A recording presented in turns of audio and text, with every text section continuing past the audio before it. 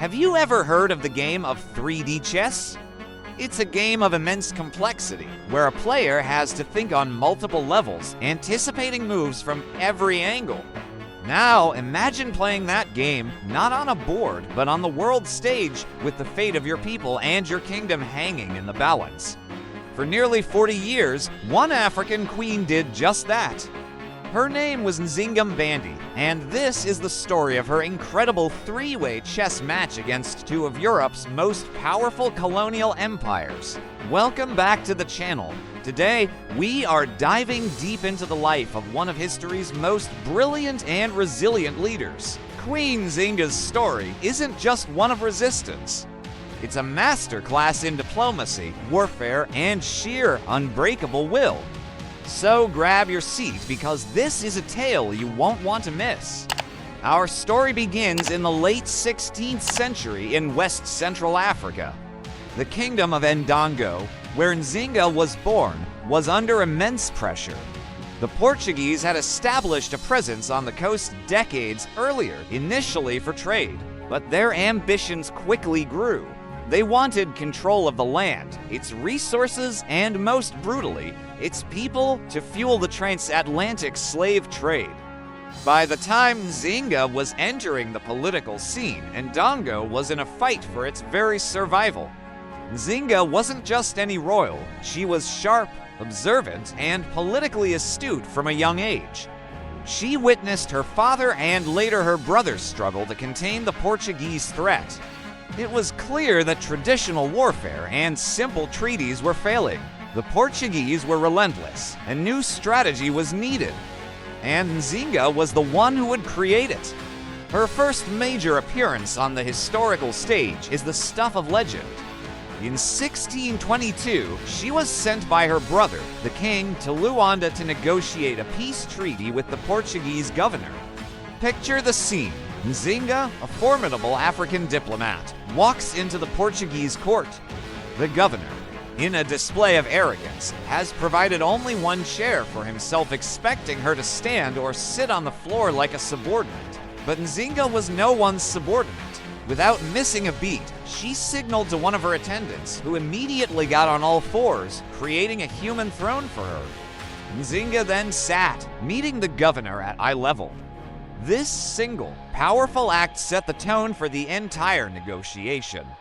It sent a clear message: I am your equal. She went on to negotiate a brilliant treaty securing Portuguese recognition of Ndongo's sovereignty and a promise to withdraw their troops.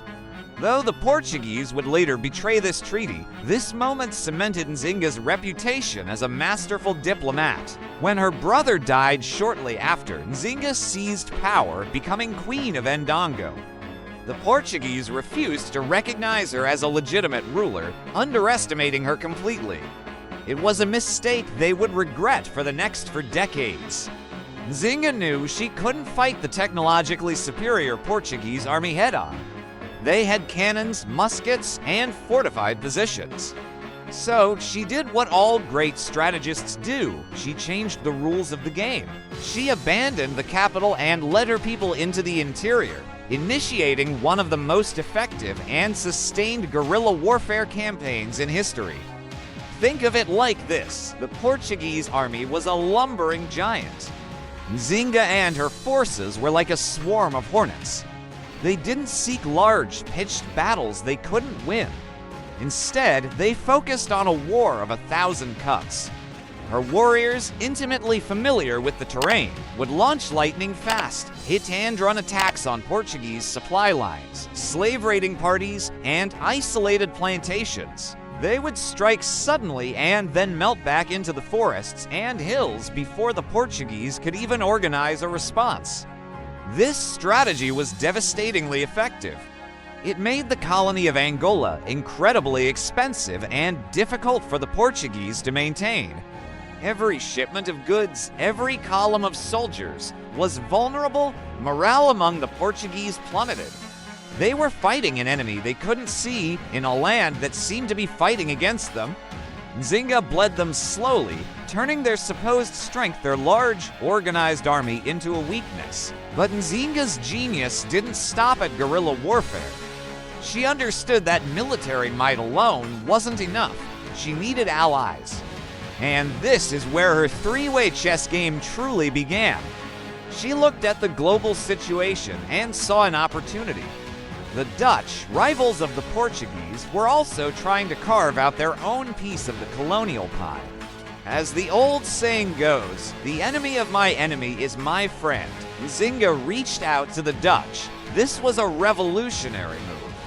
She wasn't just playing two sides against each other. She was forging an international alliance. She formed a military coalition with the Dutch, who were more than happy to help destabilize their Portuguese competitors. In 1641, this alliance achieved a major victory. They captured the key Portuguese port of Luanda.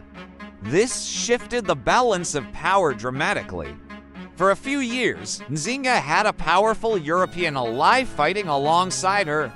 She learned about European military tactics and even incorporated some into her own army. She was playing a global game, using the rivalries of European empires to her own advantage. However, alliances are fickle. Nzinga knew the Dutch weren't there to liberate her people. They had their own colonial ambitions. She never fully trusted them, always keeping her own strategic goals front and center. When the Dutch and Portuguese eventually signed their own peace treaty and the Dutch withdrew, Nzinga wasn't left stranded. Why? Because she had been building another power base all along. While fighting the Portuguese and allying with the Dutch, Nzinga was also consolidating her own power in the region. She conquered the neighboring kingdom of Matamba, a state known for its fierce warriors. She integrated its military traditions with her own and established herself as its undisputed ruler. This gave her a secure, defensible new kingdom, a deep pool of loyal soldiers, and a new identity. She also built a unique and formidable coalition of warriors. She offered sanctuary to runaway slaves and disaffected African soldiers who had been forced to fight for the Portuguese. Her kingdom became a beacon of freedom and resistance. People from all over the region flocked to her banner, not just out of fear, but out of loyalty to the queen who defied the European invaders. This multi-ethnic, highly motivated force was one of her greatest strengths. For nearly 30 years, Nzinga, now queen of both Ndongo and Matamba, continued her struggle. She would ally with one power, then another, then fight alone, always adapting, always surviving.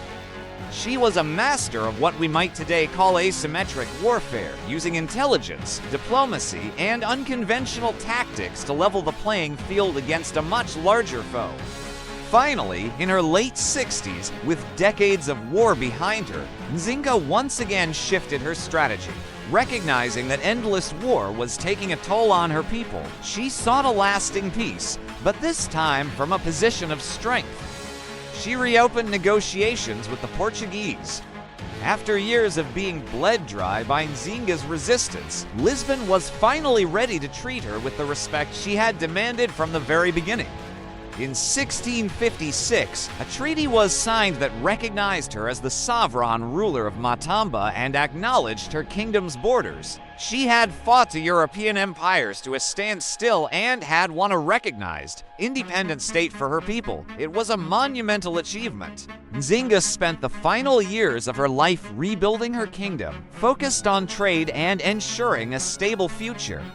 She died peacefully in 1663, in her early 80s, having never been conquered. Queen Nzinga's legacy is immense. She was a military strategist on par with the greatest guerrilla leaders in history. She was a diplomat of incredible skill, able to sit across from European governors and command their respect. And she was a queen who dedicated her entire life to the freedom and sovereignty of her people. She played the game of colonial power politics better than the colonists themselves, turning their own greed and rivalries against them. Her story reminds us that history is filled with powerful figures who have been overlooked. Nzinga Mbande wasn't just a resistor. She was a builder, a strategist, and a queen who outthought, outmaneuvered, and outlasted to empires. She proved that with intelligence, courage, and an unbreakable will, even the most complex, high-stakes game of 3D chess can be won. Thank you so much for joining me on this incredible journey into the life of Queen Nzinga. If you found this story as inspiring as I do, please hit that like button and subscribe to the channel for more deep exploration into the lives of history's most fascinating figures. Let me know in the comments what you think about Nzinga's incredible strategies. Until next time, stay curious,